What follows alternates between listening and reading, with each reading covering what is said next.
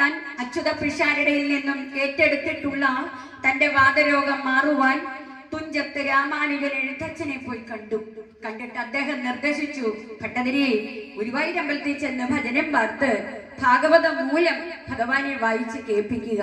പോരല്ലോ, തന്നെ തോന്നി ഈ ഭാഗവതത്തിന്റെ നറുനവനീതം അങ്ങോട്ട് എഴുതി ഒരു ദിവസം ഒരു ദശകം, ഏറെക്കുറെ 10 ശ്ലോകങ്ങൾ അടങ്ങിയ ഓരോ ദശകം എഴുതി എന്റെ ഗുരുവായൂരപ്പനെ സമർപ്പിക്കുക. അങ്ങനെ 99ാമത്തെ ദിവസം കഴിഞ്ഞപ്പോൾ ഭട്ടതിരിയുടെ വാതരോഗം മാറുന്നു. ആദ്യത്തെ ദിവസം ഭഗവാനെ കുളിച്ചു തൊഴുത് ശ്രീകോവിലിനുള്ളിൽ കണ്ടപ്പോൾ ആ സാന്ദ്രാനന്ദമായിട്ടുള്ള ആ ഗുരുവായൂരപ്പനെയാണ് ഭട്ടതിരിപ്പാട് കാണുന്നത്. എങ്ങനെയുള്ള ഗുരുവായൂരപ്പൻ? പരബ്രഹ്മമൂർത്തിയായിട്ടുള്ള ഗുരുവായൂരപ്പൻ. സാന്ദ്രമായ ആനന്ദവും സാന്ദ്രമായ അവബോധവും ചേർന്നതാകുന്നു പരബ്രഹ്മം. ഗുരുവായൂരമ്പലത്തിൽ ശ്രീകോവിൽ തുറന്നു കഴിഞ്ഞാൽ ഭട്ടതിരിപ്പാടിനെ കാണാൻ ആദ്യം കഴിഞ്ഞത് ബ്രഹ്മസ്വരൂപിയായിട്ടുള്ള പൊന്നുണ്ണിക്കണ്ണനെയാണ് കാണാൻ കഴിഞ്ഞത്. അങ്ങനെ കണ്ടു കഴിഞ്ഞപ്പോൾ അദ്ദേഹം പറഞ്ഞു തരുന്നു, എന്താണ് ബ്രഹ്മം എന്ന് പറഞ്ഞാൽ അത് അനുപമിതമാണ്, കാലത്തിനും ദേശത്തിനും പരിധിയില്ലാതെ വിളങ്ങുന്നു, നിത്യമുക്തം, നിർമുക്തം തുടങ്ങിയ പ്രത്യേകതകൾ അദ്ദേഹം ആ ബ്രഹ്മത്തിൽ കണ്ടു. ബ്രഹ്മം അങ്ങനെയാണ്, ആർക്കും കാലത്തിനോ ദേശത്തിനോ പരിധിയിൽ നിൽക്കുന്ന കാര്യമല്ല ബ്രഹ്മം.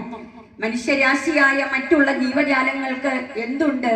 കാലത്തിനും ദേശത്തിന്റെ പരിധിക്കുള്ളിലാണ് നമ്മൾ കഴിയുന്നത്. എന്നാൽ ഗുരുവായൂരപ്പനാകുന്ന ആ പരബ്രഹ്മം അത് പരിധിക്കുള്ളിലല്ല. ഇങ്ങനെയുള്ള ഈ ചിന്തകളും ഈ സാന്ദ്രാനന്ദാവബോധവും നമ്മൾ എങ്ങനെ അറിഞ്ഞു? നിഗമ ശതസഹസ്രയണങ്ങൾ കൊണ്ടറിഞ്ഞു. അതെന്താണ്? വേദങ്ങൾ, പുരാണങ്ങൾ പറഞ്ഞു തരുന്നു ഇന്നതാണ് ബ്രഹ്മം എന്ന്. പക്ഷെ നമുക്ക് അങ്ങനെ പറഞ്ഞാൽ മനസ്സിലാകുമോ? ഇല്ല. നമ്മുടെ ഋഷീശ്വര പരമ്പരകളായ ശ്രീ നാരദനും വേദവ്യാസനും ശ്രീശുക ബ്രഹ്മ ഋഷിയുടെയൊക്കെ മുഖത്തുകളിൽ കൂടെ അവരുടെ വായിൽ അമൃതമൊഴുകുന്ന ആ വാക്കുകളാണ് ഇന്ന് നമ്മൾ ഭഗവാനെ അറിയാൻ കാരണം.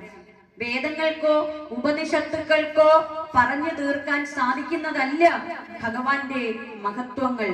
ഒരു മണ്ടരിക്കും ഒരു ലോകത്തെ മണ്ടരി എണ്ണാമെന്നുണ്ടെങ്കിൽ ഗുരുവായൂരപ്പന്റെ മഹത്വങ്ങളെ എണ്ണി തീർക്കാൻ സാധിക്കും.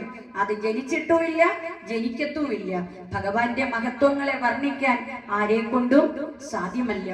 അങ്ങനെയുള്ള ആദ്യത്തെ ശ്ലോകത്തിൽ പ്രതിപാദിക്കുന്നത് ഇങ്ങനെയുള്ള ബ്രഹ്മതത്വത്തെ മനുഷ്യരാശിയായിട്ടുള്ള നമ്മൾ അറിഞ്ഞാൽ നമുക്ക് എന്ത് നേടാം?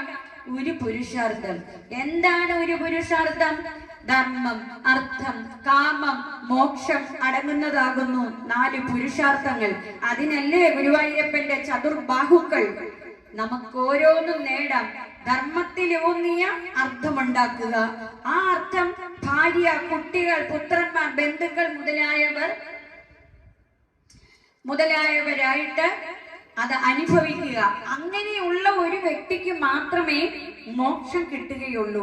നമ്മുടെ ചിന്തയിലൊക്കെയുണ്ട് മോക്ഷം എന്ന് പറഞ്ഞാൽ മരണാനന്തരമാണെന്ന്.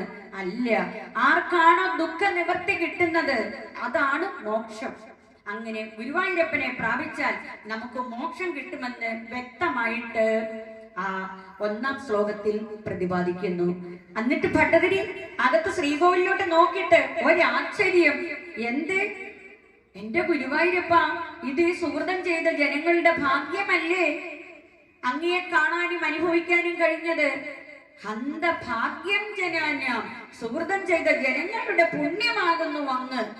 അത് നിർത്തിക്കഴിഞ്ഞ് അടുത്ത ശ്ലോകം പറയുന്നു, ഏവം ദുർലഭ്യ വസ്തു. നമുക്ക് തോന്നുവാണ് ഗുരുവായൂരപ്പൻ നമുക്ക് ഒരുപാട് അകലെയാണെന്ന്. അല്ല, നമ്മുടെ കൈക്കുമ്പിളിലുണ്ട്. എന്നിട്ടും എന്തേ നമ്മൾ അറിയാത്തത്?